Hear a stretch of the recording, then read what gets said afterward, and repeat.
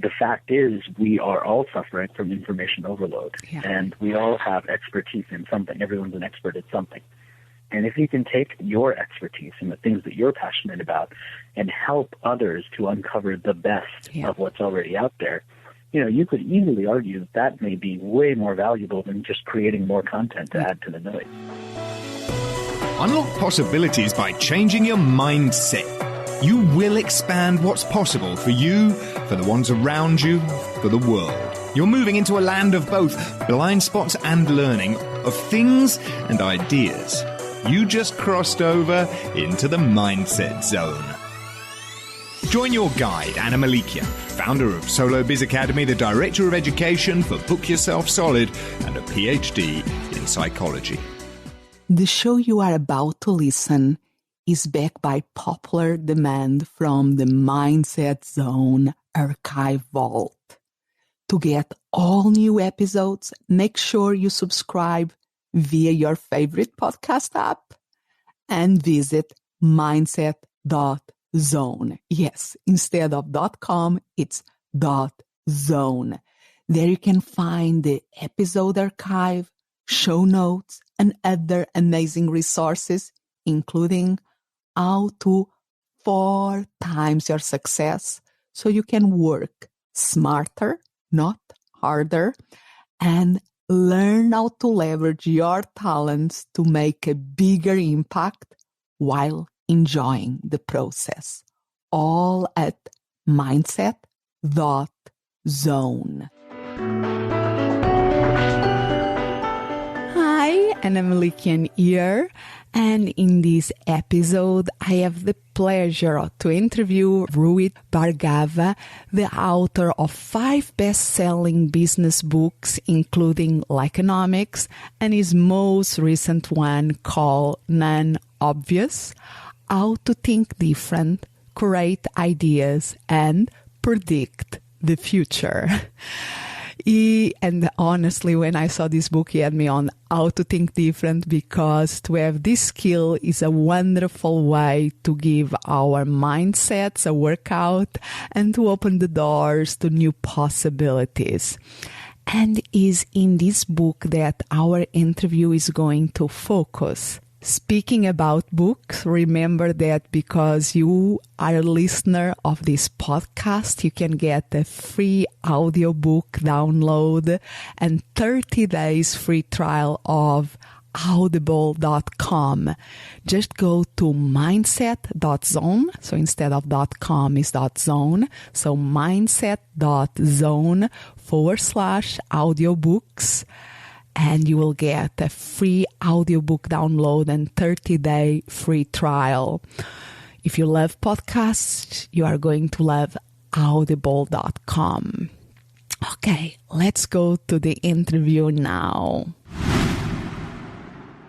Hi, and I have the pleasure of having here Rohit Bhargava, and I'm so thrilled about being this opportunity of speaking with you about your last book that is really rocking in Amazon. Congratulations. Thank you. Thanks, Anna. Nice to be talking to you. Yeah, and I would like to, because really my goal here is making people curious enough to go and grab your book, because I think it's full of wonderful ideas and very actionable tips of things that we can do to develop this way of how to think different and see the no obvious. That is the name of the book. And one of the things that when I was reading the book, I found really interesting is that you said that it's misleading to think that industry's experts are the best ones to predict trends. Can you tell us a little bit about that? Yeah, I think, one of my points of view that I talk a lot about in the book is that it's very easy for any of us to have a vision within our own industry or the things that we know best and only focus on that or reduce our expertise to only that. And one of the things that I do pretty much throughout the year, and one of the things I hope to teach people to do from the book, is not be observationally lazy and instead kind of pick our heads up and look at examples and stories and things outside of our industry and outside of our way of thinking, because that helps us to kind of look at the world in a broader way, and actually comes to giving us a better sense of what the trends are that will affect our business, because we're not only looking in one place, we're looking much more broadly. So you are advising even the industry experts, or when you specialize in any area that you specialize on, we really have to make that effort of going out of our comfort zone and looking for other things that are not our expertise to see if there is anything to connect the dots. Yeah, I think it's the thing that we forget to do, because we're all running our lives and running our businesses, and we're focused on that. And being focused is generally a great thing. But what it also means is that we are sometimes missing the forest because we're paying too much attention to which branch of the tree we need to be focused on right now.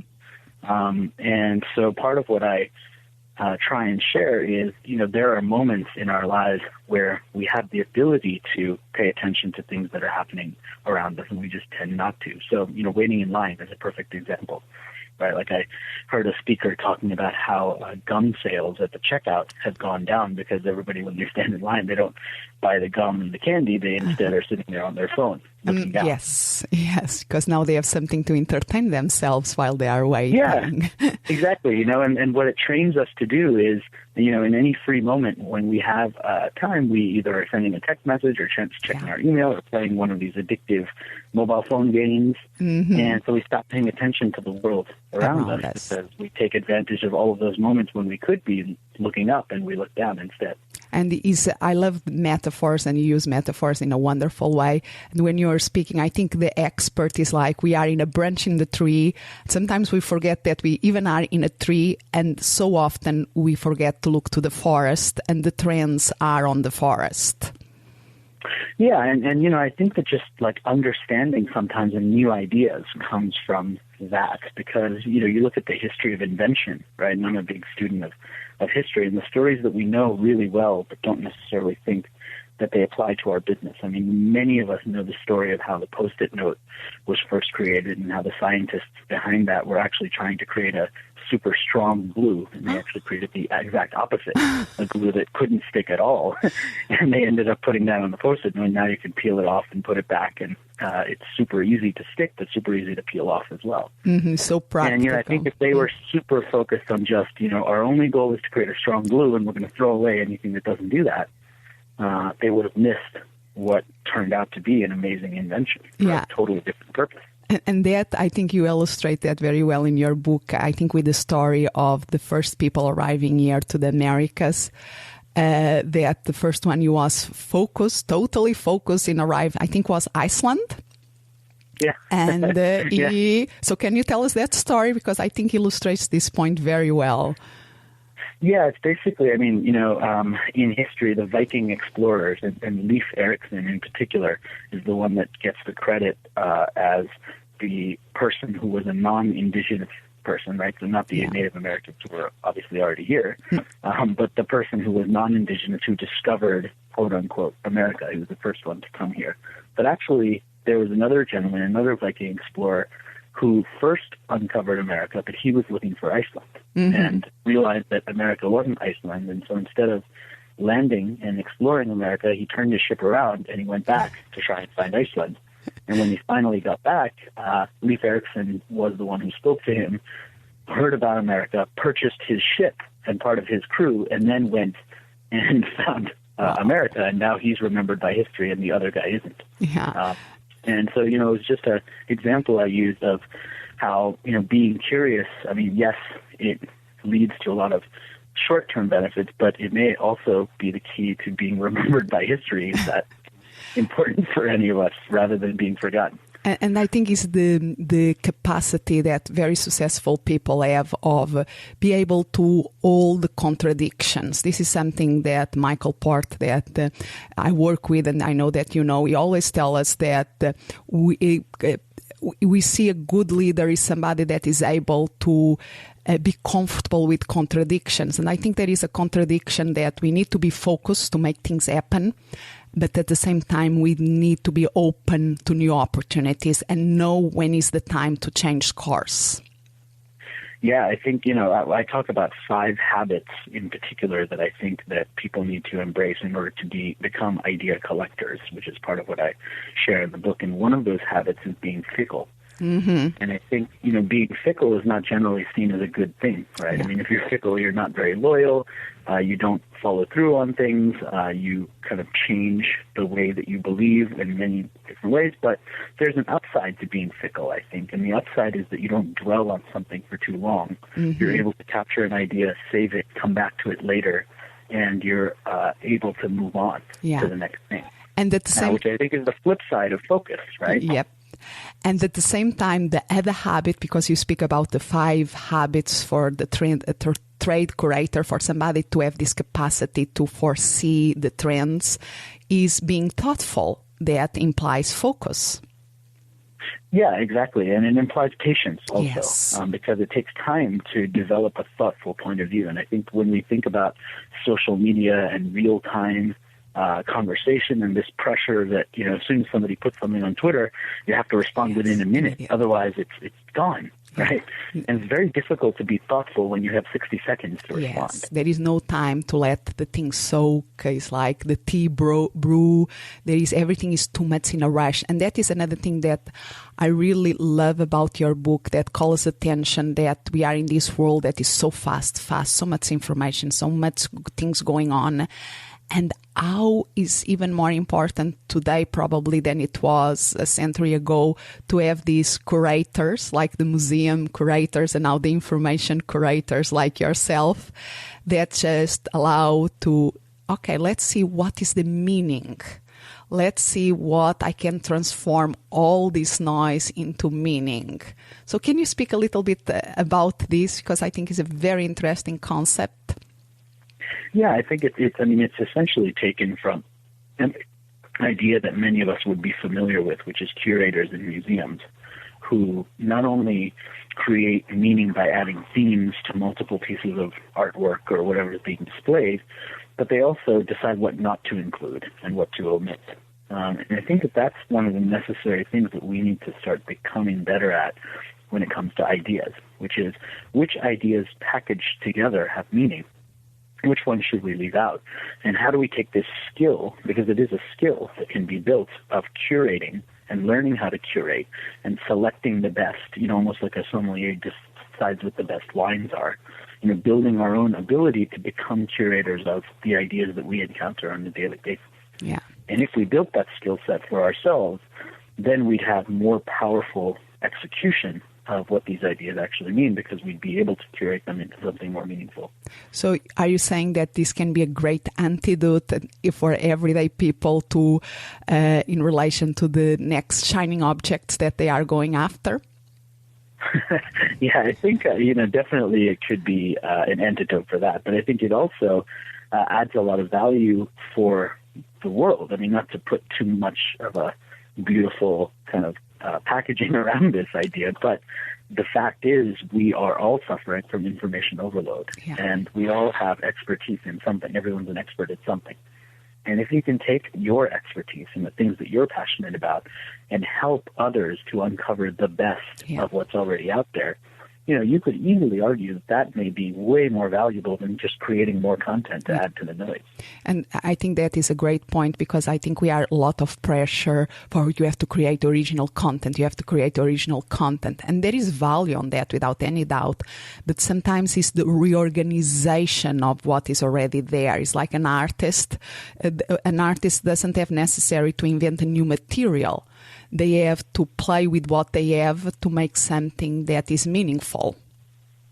Yeah, I think, if you look at music and the evolution of music and now kind of DJ culture, it's a perfect example of that, right? Because there are some highly sought-after DJs that are playing in huge clubs in Europe or in the U.S., and there's 100,000 people in a stadium, and they're not making any new music. They're just taking existing music, remixing it together, and kind of creating a new art form. Mm-hmm. But it's based on curation, because they're not originally creating their own music like a musician traditionally would. Mm-hmm.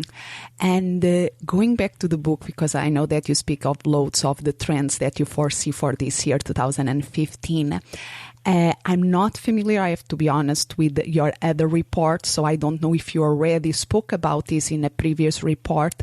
Did you ever saw podcasting as a trend when you do these reports? So usually what I do with the reports, and that's actually a perfect example, that question. I love the way you phrased that, because the way that I've thought about trends in the past has very rarely been about one element. So, for example, one of my previous trends was about the idea of what I called precious print. And it was from a previous report, and it was this idea that if we print something, even though we're in a digital culture and we consume everything digitally, when we print something, it's actually precious to us. Yes. And so there are many startups that allow you to print your photos and get them sent to you. And sometimes what people will say is, oh, well, this startup is doing really well, so that startup is the trend. But actually, the way to think about a trend is that it's never a platform. It's always something bigger that relates to either a way that people are behaving, a way that they're being influenced by or sell, or a way that they're believing. So to me, the way I describe a trend, the way that I kind of define what a trend is I say that a trend is a observation about the accelerating present. So it's not one thing. It's never one thing. It's always multiple things that all build up to what the trend is. Yeah. And so, for instance, in the case of podcasting, we could think about, okay, the trend or possibilities for it will be this is another representation or another example of people producing their own media, like YouTube. People are, we don't have to have a big television station for producing now video. Anybody can go in YouTube and be their own producers of visual things in YouTube. And in the audio realm with the podcasting, of course, podcasting also can have video, but the most popular podcasts are audio. We don't need to be in a radio station anymore to produce a good audio content. So is that line of thinking? Yeah, exactly. I mean, just to give you an example, right? So from last year, one of my trends was what I called instant entrepreneurship. And it was kind of the idea that now with, LegalZoom being able to do all the paperwork for you, or like these websites where you can create you can basically create your own website and your own logo and your own identity almost overnight. We're allowing people to become their own media empires. And you're seeing that on YouTube. And so like something like that, I might say, oh, well, podcasting is a perfect example of that, right? Because there's people who found a skill, they found a passion, they've translated that into a podcast that they're adding value into the world. They're sometimes monetizing that, and it becomes a core element of their own business. Yeah. So the trend in that case isn't necessarily podcasting. Yeah. That's just an element of the fact that we can now become instant entrepreneurs. Love it. Or because another way that we can see podcasting as an example of something is that like put Netflix in the picture. Why is Netflix so popular? Or the TiVo kind of things. We like to be able to control when we see what. In the podcasting, we like to be able to control when we listen to what without too many commercials. I think, exactly right. Wonder, I like it. It's like it's connecting the dots. And because one thing is like knowing where a trend is coming, that is very important and can be very valuable. But how do you foresee that a trend will become a classic, will become the status quo? Because some not all the trends have the same enduring power as other ones. So can you speak a little bit if you thought about that, or what are your ideas about that? Actually, in fact, I'm glad you asked that, because one of the things that and I do my trend report where I identify 15 trends that will be changing business every year. So my horizon is 1 year. And so the natural question is, okay, well, if you've been doing this for 5 years and you're such a smart guy, then, how are the trends doing from your previous report? And so one of the things I did in this new book, in Non-Obvious, is I published all of my previous trend predictions from every year, and I rated them based on a scale from A, B, C, D, or F. And I rated them based on how much they actually turned out to be reality over just the time frame since those reports. And so part of what I'm trying to do is demonstrate a little bit of, what one of my trends from 2015 was, which is imperfection, right? The idea that I'm okay with being human and showing where I might have gotten things wrong. But the other thing is just to show how lasting some of these trends actually are, even though I specifically do it on an annual basis. Some of these trends have gotten way stronger over time, over just that span of time. And so, I do think, just for example, like one of my trends from my first report, which I called Likeonomics, the idea of people doing business with others that they like. Turned into a book that I published the following year, and the book is still doing really well, and it's been, 3 years after that. Yeah, and I think that is a classic because it's something that is pointing to something that is really in the core of service businesses, and most business that will endure. There is the likability factor is very, very important, and I totally agree with that. Yeah, and that's one of those kind of more timeless ideas, right? Yeah. Wonderful. I really want to respect your time here. It's so nice to have this opportunity of speaking with you. And I really wish you all the best with this book that now is in Amazon. People for a while already in Kindle and now in hard copy. We can buy the traditional book, and I must be a dream for the publishers, because I usually, if there is an audible version, I buy that. I love to listen to things, so that is the way that usually I consume first a book, and then if I really like the book, I want to get it somehow. Kindle is a great way when I'm traveling, but I love the thing of having the hard copy where I can write notes and have that kind of aesthetical feel. I love having a hard copy as well. It's important to me, and we tend to think that's a generational thing, but my 7-year-old who could get some of his kids' books in digital format, he still prefers to physically hold the book as well. So I think there's something human about that. Yeah, it involves more senses. I think there is something there that is a more full experience. So wonderful. A pleasure, and hopefully maybe we can do another call next year to speak about your trends for next year. Yeah, I love that. And in case anybody listening wants to get all of the trends, there's a full 82-page excerpt that has all of the trends and everything completely for free on the website for the book. So it's just nonobviousbook.com. I'm sure you'll link to it. So in the show people notes. Can get that totally for free. They can, in case they're curious about, okay, what are these 15 trends? And what is the best website, or what is the best medium for people to follow you? So I tend to post on Twitter, and it's just my full name, so Rohit Bhargava. But I also have a Facebook page and LinkedIn and any one of those, and I have a blog on my own personal website called the Influential Marketing Blog. So any one of those is good. I will post all of those links in the show notes of this episode. Again, thank you so much. Thank you. Thanks for having me. And like I said during the interview, you can find all the links that allow you to know more about the book and the author in the show notes of this episode. That is mindset.zone/31. So instead of .com is .zone, mindset.zone/31. You will have all the links there. And like always, I would love to hear your comments about this and learn from your own experience of connecting the dots. And if you are in the USA, you can enter to win a copy of Rohit Bhargava's latest book. Just text Mindset Zone 31 to 33444. Is that easy? The number is 33444.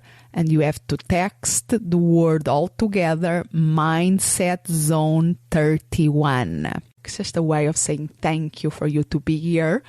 And since this podcast was about a book or a conversation around a book, remember that because you are a listener of the Mindset Zone, you can get a free audiobook download.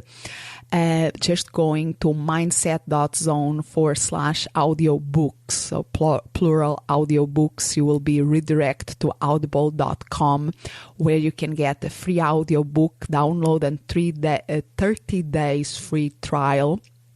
And one of the books, the Rohit Likeonomics, is one of the books that is already in audible.com that I really recommend that you download for free. Grateful that you cross over into the Mindset Zone. Expand what's possible for you, for the ones around you, for the world. Thank you for listening. And remember to visit mindset.zone. Yes, instead of .com is .zone.